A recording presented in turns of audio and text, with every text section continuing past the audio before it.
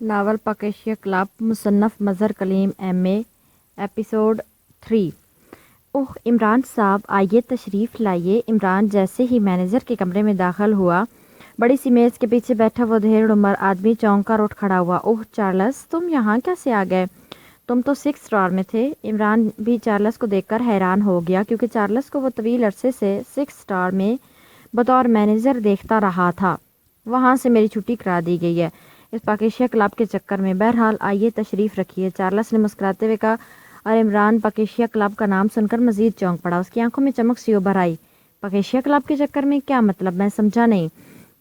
تم تو ان کے پرانے ملازم تھے، میرا خیال ہے جب سے 6 اسٹار ہوٹل بنا ہے تم وہیں تھے۔ عمران نے مسکراتے ہوئے میز کی سائڈ پر موجود صوفے پر بیٹھتے ہوئے کہا۔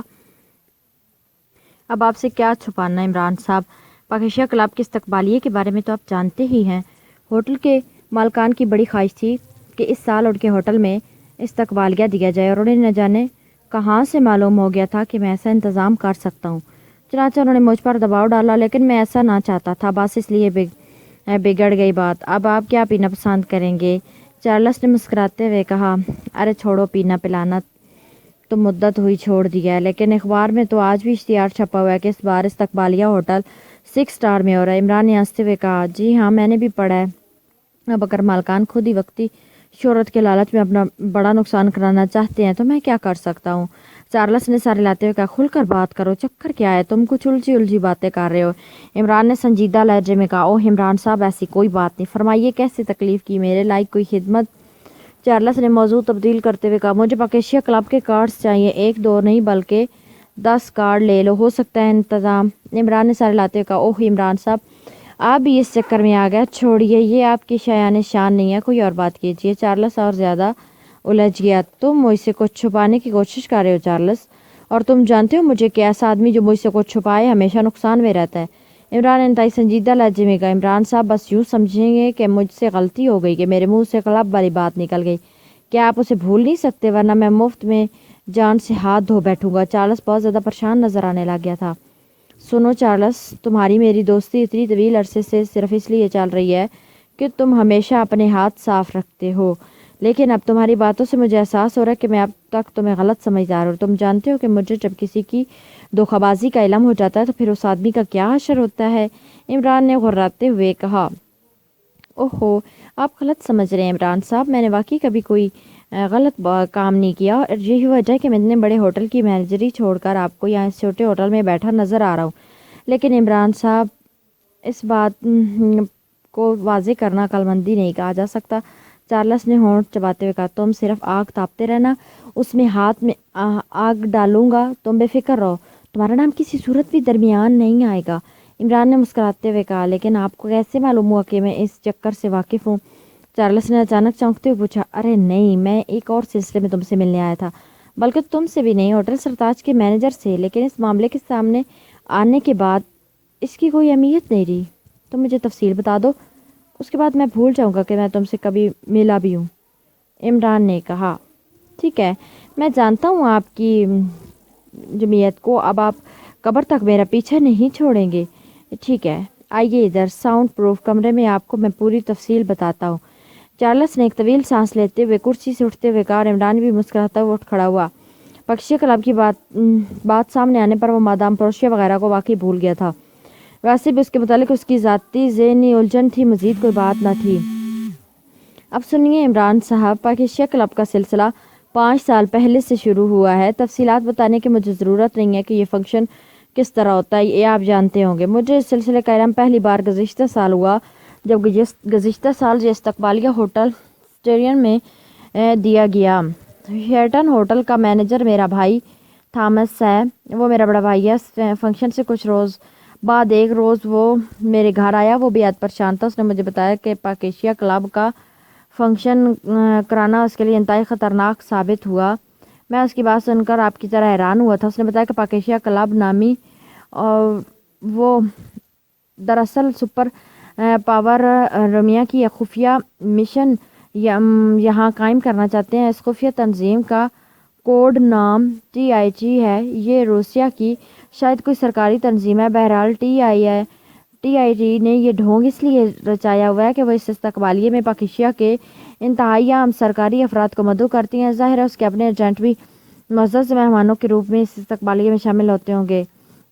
وہ افراد جنہیں TIT منتخب کرتی ہے وہ انتہائی احساس عہدہ پر فائز ہوتے ہیں۔ استقبالیے کے دوران TIT کے ایجنٹ مشروب میں کوئی خاص دوا ملا کر رکھ دیتے ہیں۔ یہ دوا شاید منشیات کی کوئی خاص قسم ہوتی ہے۔ بہرحال جن لوگوں کو یہ دوا استعمال کرائی جاتی ہے وہ پھر ہمیشہ کے لیے اس دوا کے غلام بن جاتے ہیں۔ اس کے بعد آپ جانتے ہیں کہ اس دوا کے حصوں کے لیے حصول کے لیے وہ کچھ نہ کچھ کرنے پر مجبور ہو جاتے ہوں گے۔ اس طرح TIT سامنے آئے بغیر اپنا مطلب کے افراد کو اپنا غلام بنا لیتی ہیں۔ کسی کو کانوں کان خبر بھی نہیں ہوتی۔ میرے بھائی کی پریشانی کی وجہ بھی یہی تھی۔ وہ پاکستان میں TIT کا نمائندہ تھا اور یہ پاکستان کلب والا سارا کھیل اسی کے ذریعے کھیلا جاتا تھا۔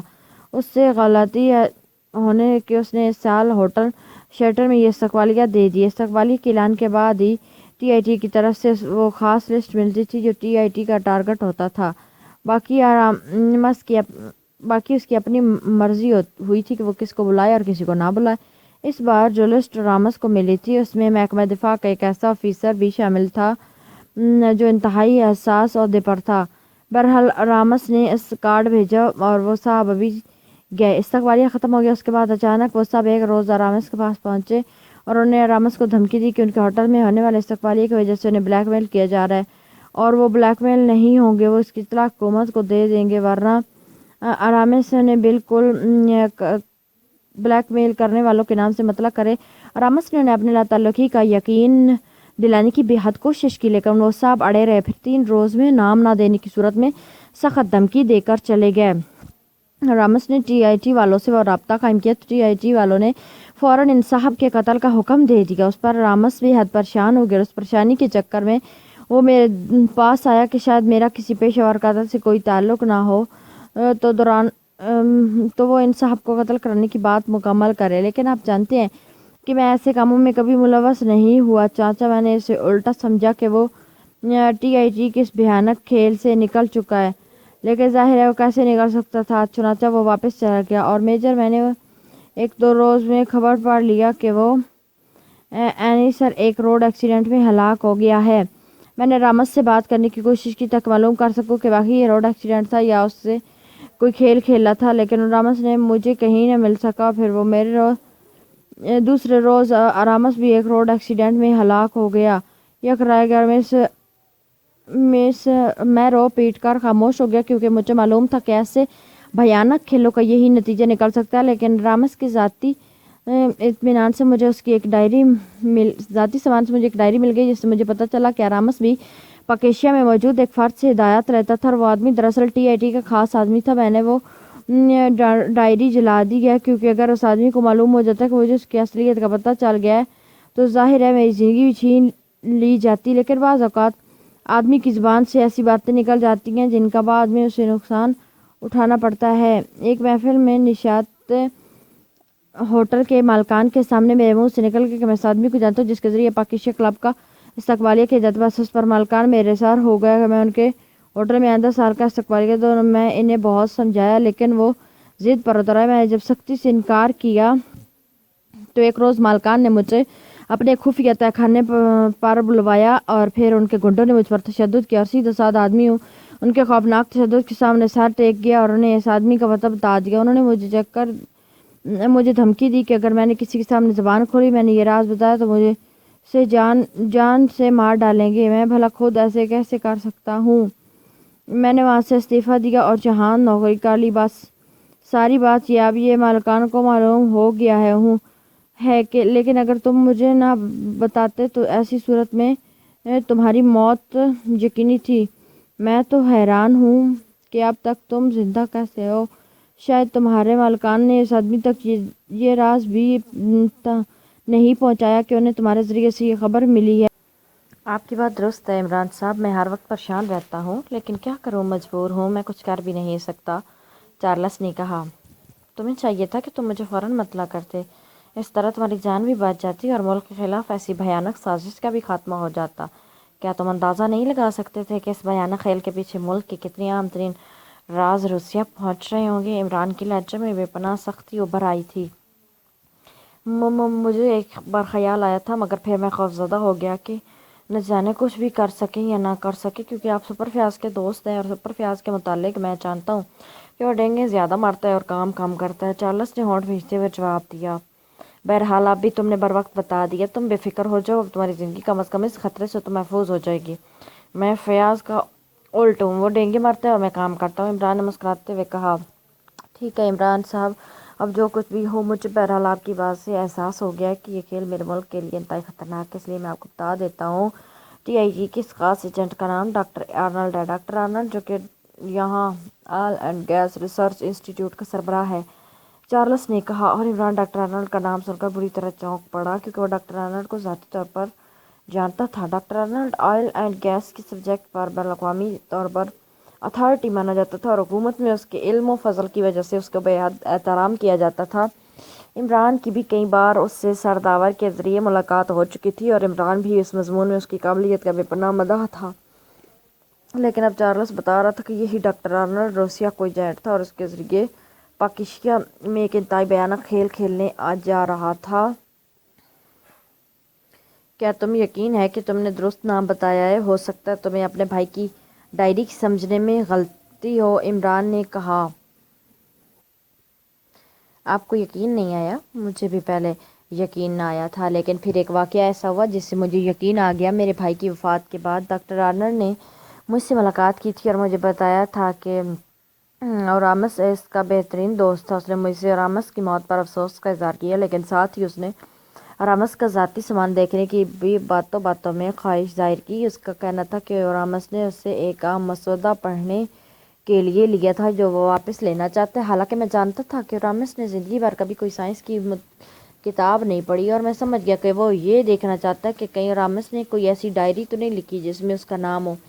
چنانچہ میں نے اس کے اطمینان کے لیے اسے اورامس کا نام ڈائری تو میں پہلے ہی جلا چکا تھا۔ سامان دیکھنے کے بعد ڈاکٹر آرنلڈ کے چہرے پر قدرے اطمینان تو نظر آیا، لیکن پھر اس نے باتوں باتوں میں پوچھ ہی لیا کہ کہیں اورامس ڈائری تو نہ لکھتا تھا۔ میں نے اسے بتایا کہ اورامس نے کبھی کوئی ڈائری نہیں لکھی، تو اسے مکمل اطمینان ہو گیا اور وہ چلا گیا۔ چارلس نے جواب دیا، ٹھیک ہے، تمہاری اس بات سے ثابت ہو گیا کہ اصل آدمی ڈاکٹر آرنلڈ ہے اور وہ اس نے لازماً اورامس کے بعد کوئی اور آدمی رکھ لیا ہوگا، کیونکہ وہ خود تو ان چکروں میں سامنے نہیں آ سکتا، عمران نے کہا، اور چارلس نے سر ہلا دیا۔ اوکے چارلس، ویسے تم بے فکر رہو، تم پر ذرا برابر بھی آنچ نہ آئے گی۔ ویسے اگر تمہیں کبھی بھی معمولی سا خطرہ محسوس ہو تو فوراً مجھے فون کر دینا، عمران نے اسے تسلی دیتے ہوئے کہا، اور ساتھ ہی اپنا فلیٹ کا فون نمبر بھی بتا دیا۔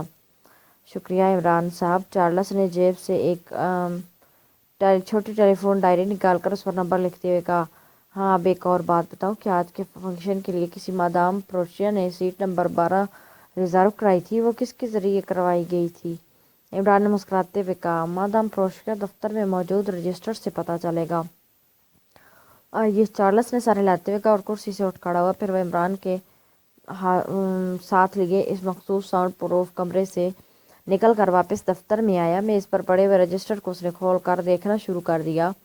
جی ہاں، مادام پروشیا کے نام پر میز نمبر 12 ریزرو کرائی گئی ہے۔ ہوٹل بینویو کے اسسٹنٹ مینیجر طارق نے یہ میز ریزرو کرائی ہے، اس کا بل بھی ہوٹل ریمبو ادا کرے گا۔ چارلس نے رجسٹر کے کھانے پر انگلی رکھتے ہوئے کہا، اوکے تھینک یو چارلس، اب اجازت؟ عمران نے سر ہلاتے ہوئے کہا، ارے بیٹھیے، آپ نے کچھ پیا ہی نہیں، چارلس نے چونک کر کہا، میں نے پہلے ہی بتایا کہ مدت ہوئی پینا چھوڑ دیا ہے، آخر بچپن ختم ہو ہی جاتا ہے، عمران نے مسکراتے ہوئے کہا، اور چارلس بے اختیار کہکہ مار کر ہنس پڑا۔ اوہ اب میں سمجھا کہ آپ شاید شیر خارگی کے متعلق کہہ رہے ہیں، چارلس نے بے اختیار ہنستے ہوئے کہا، چلو شکر ہے تمہیں جلدی سمجھ آ گیا، اوکے اجازت؟ عمران نے مسکراتے کا پھر تیز تیز قدم اٹھاتا ہوا دفتر سے باہر آ گیا۔ پاکیشیا کلب والا سارا مسئلہ ہی حل ہو گیا تھا اور اس کے ساتھ ہی اس کے سامنے ایک انتہائی بھیانک سازش بھی آ گئی تھی۔ وہ سوچ رہا تھا کہ مجرم کس کس انداز میں اپنا کھیل کھیلتے ہیں۔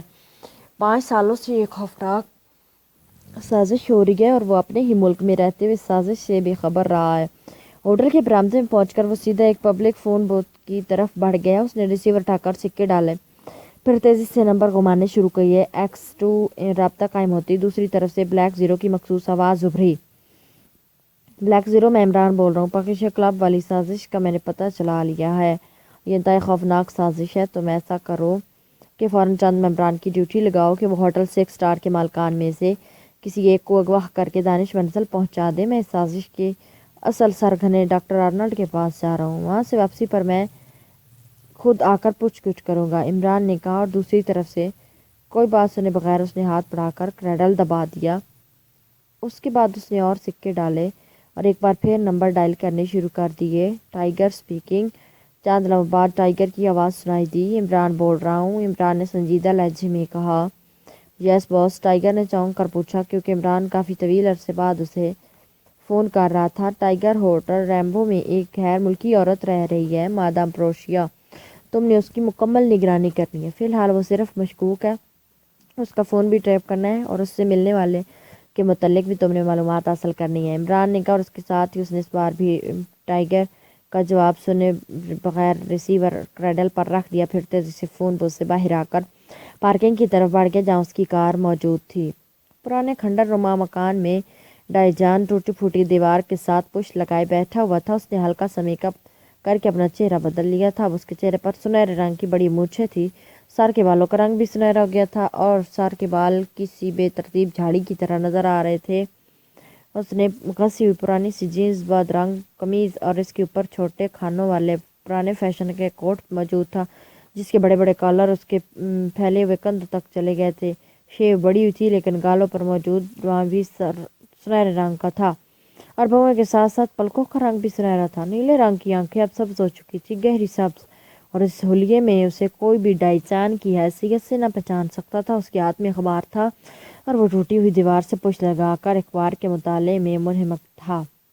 اخبار میں وہ اپنی یعنی ڈائجان کی موت اور پولیس ہیڈ کوارٹر کی رپورٹ پڑھ رہا تھا۔ اس کے لبوں پر ہلکا سا تبسم تھا جیسے یہ خبر عین اس کی مرضی کے مطابق ہو۔ اب وہ اخبار پڑھ ہی رہا تھا کہ کھنڈر نما مکان کے باہر سے قدموں کی آواز ابھری اور ڈائجان نے چونک کر اخبار کی طرف ایک طرف ہٹایا۔ دوسرے لمحے ایک غصے ہوئے جسم کا غیر ملکی اندر داخل ہوا۔ اس کے جسم پر انتہائی قیمتی کپڑے اور جدید تراش کا سوٹ تھا اور وہ لباس اور چہرے مورے سے خاصا خوشحال لگ رہا تھا۔ اوہ، آؤ ڈاکٹر، کیا رپورٹ لے آئے ہو؟ ڈائجان نے ایک طرف پڑا ہوا پرانا سا کمبل پھیلاتے ہوئے کہا اور وکٹر بڑے اطمینان سے اس کمبل پر بیٹھ کے، انتہائی دلچسپ اور عجیب خبریں ہیں باس۔ وکٹر نے سر ہلاتے ہوئے کہا، دلچسپ بھی اور عجیب بھی، یہ دو متضاد باتیں اکٹھی کیسی ہو گئی؟ ڈائجان نے مسکراتے ہوئے کہا، باس، ڈیوڈ پولیس ہیڈ کوارٹر گیا ہے، وہاں سے اس نے آپ کی موت کے متعلق تصدیق کی فوٹوگراف حاصل کیے، پھر وہاں سے سیدھا وہ ریمبو ہوٹل پہنچا جہاں وہ مادام پروشیا موجود ہے۔ وہ اسے ملنے کے بعد واپس اپنے ہیڈ کوارٹر گیا۔ برکلے نے اس کی نگرانی کی تو پتہ چلا کہ ڈیوڈ اور اس کے ساتھی وزارت خارجہ کے اسٹرانگ روم کے گرد گھومتے رہے۔ وکٹر نے کہا، اور وزارت خارجہ کے اسٹرانگ روم کا سن کر ڈائجان چونک کر سیدھا ہو گیا، اور اس کا مطلب ہے کہ بلی تھیلے سے باہر آ گئی ہے۔ بلو برڈ کا ٹارگٹ وزارت خارجہ کا اسٹرانگ روم ہے، ڈائجان نے الفاظ کو چبا چبا کر بولتے ہوئے کہا۔ یس باس، آپ کی موت کی تصدیق ہونے کے بعد وہ پہلی بار حرکت میں آیا، ورنہ ان کی کوئی سرگرمی کسی صورت بھی سامنے نہ آ رہی تھی، وکٹر نے سر ہلاتے ہوئے کہا۔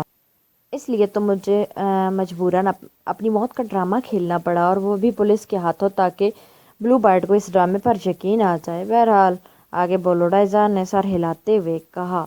ڈیوڈ کے جانے کے کچھ دیر بعد مادام پروشیا ہوٹل کی کار میں سوار ہو کر ایک اور ہوٹل سرتاج میں پہنچی جہاں ایک فنکشن تھا۔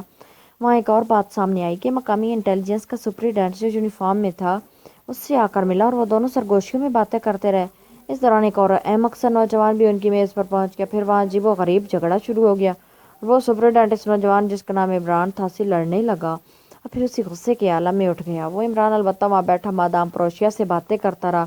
پھر مادام پروشیا اچانک انتہائی پریشان اور بے چین نظر آنے لگی۔ اس دوران مادام پروشیا کا فون آ گیا تو مادام پروشیا فون روم میں گئی اور فون اٹینڈ کرنے کے بعد وہ واپس میز پر جانے کے بجائے ہوٹل سے باہر نکلی اور تیزی سے واپس اپنے ہوٹل چلی گئی، پھر وہاں سے نہ نکلی۔ ادھر وہ نوجوان میز سے اٹھ کر ہوٹل کے مینیجر کے کمرے میں گیا، پھر وہاں وہ کافی دیر تک رہا۔ باہر آنے کے بعد وہ ایک پبلک فون بوتھ پر گیا، اس نے 2 فون کیے اور پھر کار میں بیٹھ کر وہ چلا گیا۔ میں اس نوجوان کے متعلق جو معلومات حاصل کی اس سے پتہ چلا کہ وہ سینٹرل انٹیلیجنس کے ڈائریکٹر جنرل کا بیٹا ہے اور اس سپرنٹینڈنٹ جس کا نام فیاض بتایا گیا اس کا دوست ہے، کنگ روڈ کے ایک فلیٹ میں رہتا ہے۔ وکٹر نے تفصیل بتاتے ہوئے کہا کنگ روڈ کی فلیٹ میں رہتا ہے، سینٹرل انٹیلیجنس کے ڈائریکٹر جنرل کا بیٹا ہے اور اس کا نام عمران ہے۔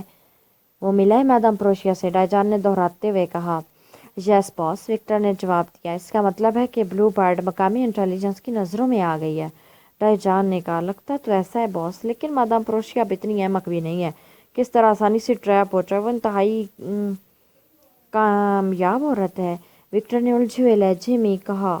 تو پھر تمہارا کیا خیال ہے یہ ملاقاتیں کس لیے ہو رہی ہیں؟ ڈائجان نے کہا۔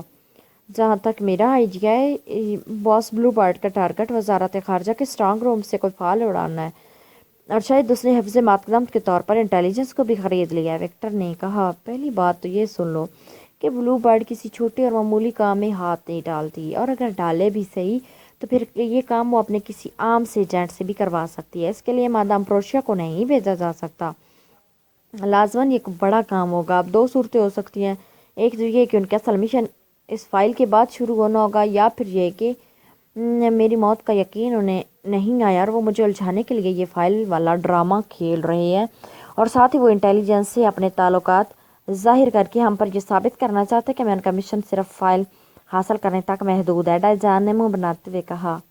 باس، اب اگر آپ حکم کریں تو یہ سارا مسئلہ آسانی سے حل ہو سکتا ہے۔ ڈیوڈ اور مادام پروشیا ہماری نظروں میں ہیں، ہم ان میں سے کسی کو اغوا کر کے ان سے اصل مشن نکلوا سکتے ہیں، وکٹر نے کہا۔ تمہارے اور میرے درمیان صرف یہی فرق ہے وکٹر، تمہارا کیا خیال ہے؟ میں اتنا ہی احمق ہوں کہ یہ آسان سا حل میری سمجھ میں نہیں آ سکتا۔ یہ بات نہیں ہے، تم بلو برڈ کو کیا سمجھتے ہو؟ یہ کس قسم کی تنظیم ہے؟ ڈائجان نے تیز لہجے میں کہا۔ مجرم تنظیم ہے باس، البتہ کھیل لمبے کھیلتی ہے، وکٹر نے حیرت بھرے لہجے میں جواب دیا، جیسے اسے ڈائجان کے سوال پر حیرت ہو رہی ہو۔ اس کا مطلب ہے کہ تم نہیں جانتے۔ سنو میں تمہیں بتاتا ہوں، بلو برڈ بظاہر ایک مجرم تنظیم اور اس کا تعلق بظاہر کرائمیا سے ہے، لیکن دراصل یہ یہودی تنظیم ہے اور اسرائیل کے مفادات کے لیے کام کرتی ہے۔ اس کا چیف باس جو کبھی سامنے نہیں آیا یہودی ایجنٹ ہے۔ یہ پراسرار چیف باس منصوبہ بندی اس طرح کرتا ہے کہ بظاہر سارا معاملہ انتہائی سیدھا سادہ سا نظر آتا ہے، لیکن دراصل اس کے پیچھے انتہائی گہرا مقصد پوشیدہ ہوتا ہے جس کا علم اس کی تنظیم کے ممبران کو بھی نہیں ہوتا۔ جہاں تک مجھے علم ہے، حکومت شکران نے پاکیشیا کو ایک انتہائی جدید قسم کا طیارہ دیا ہے۔ اس طیارے کی ٹیکنالوجی اس قدر جدید ہے کہ روسیا اور کرائمیا دونوں اس طیارے کی ٹیکنالوجی حاصل کرنا چاہتے ہیں، لیکن کسی کو بھی علم نہیں کہ یہ طیارہ پاکیشیا میں کہاں موجود ہے۔ روسیا اور کرائمیا دونوں ممالک کے ایجنٹوں نے سر توڑ کوششیں کی، لیکن کچھ پتہ نہیں چل سکا۔ اس کے بعد اچانک اطلاع ملی کہ بلو برڈ کسی پراسرار مشن کے لیے پاکیشیا روانہ ہو گئی ہے۔ اس پر مجھے یقین آ گیا کہ یہ لازماً اس طیارے کی ٹیکنالوجی اسرائیل پہنچوانے کے سلسلے میں آ گئی ہو، چنانچہ مجھے اس کے پیچھے جانا نہ پڑا۔ لیکن مصیبت یہ کہ جس طرح ہم نے بلو برڈ کے خلاف نگرانی کا انتہائی کامیاب نظام قائم رکھا ہے، اس طرح بلو برڈ کے چیف سے میری حرکات پوشیدہ نہیں رہتی۔ چنانچہ انہیں میری آمد کا پتہ چل گیا اور وہ خاموش ہو گئے، جیسے وہ صرف تفریح کرنے یہاں آئے ہوں۔ اس وجہ سے مجھے اپنی موت کا یہ ڈرامہ کھیلنا پڑا تاکہ مادام پروشیا اور اس کے ذریعے اس چیف باس کو یقین آ جائے کہ ڈائجان مار گیا ہے اور وہ اصل مشن پر کام شروع کر دیں۔ اب رہی گئی یہ بات کہ وہ وزارت خارجہ کے اسٹرانگ روم کو چیک کر رہے ہیں، تو یہی بات مجھے الجھن میں ڈال رہی ہے۔ طیارے کا تعلق تو وزارت دفاع سے ہو سکتا ہے، وزارت خارجہ سے تو نہیں ہو سکتا، اور وزارت دفاع کی ایک فائل کی پہلے ہی چھان بین کی جا چکی ہے۔ وزارت دفاع میں اس طیارے کی کوئی فائل ہی موجود نہیں، اور نہ ہی وزارت دفاع کے کسی آدمی کو اس طیارے کے متعلق کوئی علم ہے۔ اب رہی یہ بات کہ پروشیا یا ڈیوڈ سے ہمیں کیا حاصل ہو سکتا ہے، تو انہیں خود معلوم نہیں ہوگا کہ ان کا اصل مشن کیا ہے۔ وہ چیف باس اس لیے اب تک کامیاب ہے کہ وہ اصل مشن کی بو کسی کو نہیں لگنے دیتا۔ ڈائجان نے پوری تفصیل سے تبصرہ کرتے ہوئے کہا۔ اگر باس فرض کیا طیارے کی ٹیکنالوجی کا حصول ہی ان کا مشن ہو، تو پھر اس صورت میں ہمارا کیا کردار ہے؟ اگر ٹیکنالوجی اسرائیل جاتی ہے تو پھر کرائمیا سے اسے آسانی سے حاصل کیا جا سکتا ہے۔ اسرائیل اور کرائمیا ایک ہی تو ہیں، پھر ہم ایک دوسرے کے خلاف کیوں چل رہے ہیں؟ وکٹر نے حیرت بھرے لہجے میں کہا، اور ڈائجان کا احکا مار کر ہنس پڑا۔ تمہارے ذہن میں واقعی یہ سوال پیدا ہونا چاہیے تھا۔ تو میں کیا بتاؤں کہ اسرائیل اور کرائمیا بظاہر ایک ہے، لیکن اسرائیلی حکومت کی ایسی سرگرمیاں بھی کرائمیا کے علم میں آئی ہیں کہ اسرائیل اپنے طور پر کرائمیا اور روسیا سے بڑھ کر سپر پاور بننا چاہتا ہے۔ چنانچہ اس نے دنیا کے مختلف ممالک میں خفیہ لیبارٹریاں قائم کی ہوئی ہیں، یہاں کثیر تعداد میں انتہائی جدید ترین اسلحہ تیار ہو رہا ہے، اور ان کا مشن یہ ہے کہ جب وہ کرائمیا اور روسیا دونوں سے دفاعی ٹیکنالوجی میں بڑھ جائیں تو پھر فائنل بلاسٹ ہوگا، اور یہودی اس ٹیکنالوجی کے زور پر روسیا اور کرائمیا دونوں پر قبضہ کر کے پوری دنیا پر پھیلی ہوئی یہودی سلطنت قائم کرنے کا خواب دیکھ رہے ہیں۔ یہ ٹیکنالوجی بھی براہ راست اسرائیل نہیں جائے گی بلکہ ان کی خفیہ لیبارٹریوں میں کسی لیبارٹری میں پہنچ جائے گی اور ایکڈیمیا سے قطعی بھی خبر رہے گا، ڈائجان نے نشستیں بتاتے ہوئے کہا، اور وکٹر کی آنکھیں حیرت سے پھیلنے لگی۔ اور واقعی یہ تو کھیل انتہائی گہرا ہے باس، کیوں نہ ہم خود وزارت خارجہ کے اسٹرانگ روم میں داخل ہو جائیں؟ اس طرح مطلوبہ فائل ہم ان سے پہلے حاصل کر سکتے ہیں۔ وکٹر نے کہا، نہیں، ہم نے صرف نگرانی کرنی ہے، اصل کھیل فائل کے حصول کے بعد سامنے آئے گا، اور جیسے ہی اصل کھیل شروع ہوگا ڈائجان پوری رفتار سے حرکت میں آ جائے گا اور اس کے بعد بلو برڈ اپنے زخم چاٹتی رہ جائے گی۔ ڈائجان نے سر ہلاتے